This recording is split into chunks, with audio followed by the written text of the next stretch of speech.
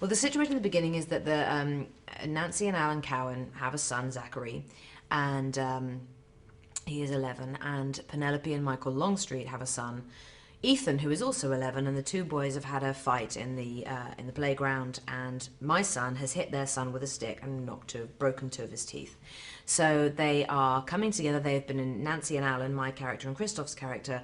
We have been invited to the Longstreet's house to just try and talk this through, to try and figure out a way to get the boys to patch this up, and to just resolve it, come to some level of resolve. But everyone approaches it with a very different opinion, with a very different attitude, and all hell breaks loose. And before you know it, it becomes nothing to do with the boys and their fight, but entirely to do with these two different marriages and the cracks that lie between them. It's a window on so many of our worlds. You know, it's about parenting, it's about the complexities of parenting, it's about differing opinions about how children should be raised, but more importantly, it's about the great, endless, complex dynamic that marriage truly is.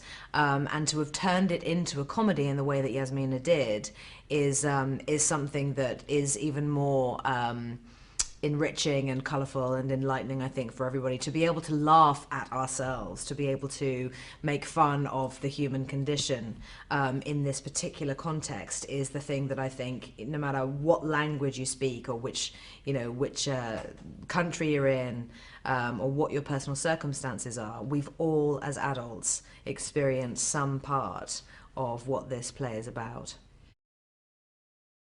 Well, I think, it's I mean, there's no handbook, there's no guidebook to how to act, how to, be funny, sad, so you have to rely on the writing, I think, with a piece like this, because the comedy is in the writing, it's in the story, and it's within the framework of how the piece is set up. And I think acknowledging the fact that it's a satire, yes, that's important to do, and we've all been able to do that. But you can't play these moments and try and make them funny. You have to sort of play the sincerity of the moment, or the lunacy of the moment, or just how ridiculous the entire situation is. Sometimes it's funny in and of itself. So it's about knowing, it's about knowing when to do something that might actually be amusing on camera, or when to just rely on the circumstances to be the thing that is humorous. But I've learned so much about that, because I have done some comedy before, but not that much. And you learn these things as you go, and kind of hope for the best a little bit, and hope that you are doing something that is, sincere and funny. Throughout this piece, we hear all of these characters use really aggressive, robust words as either weapons or ways of explaining their own emotions or their perception of what someone else is thinking. And and there are reactions to that, and none of them take responsibility for the words that come out of their mouths at all.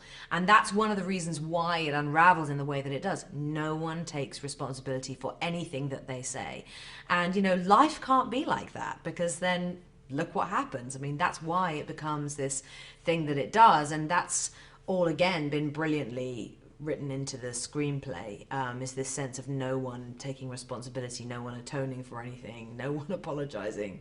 I think the only person who says sorry is Nancy. She says, I'm sorry, Doodle. I'm sorry, Doodle. She says it to Alan when she's just apologizing for completely ruining his life because she drowned his telephone in the vase of tulips.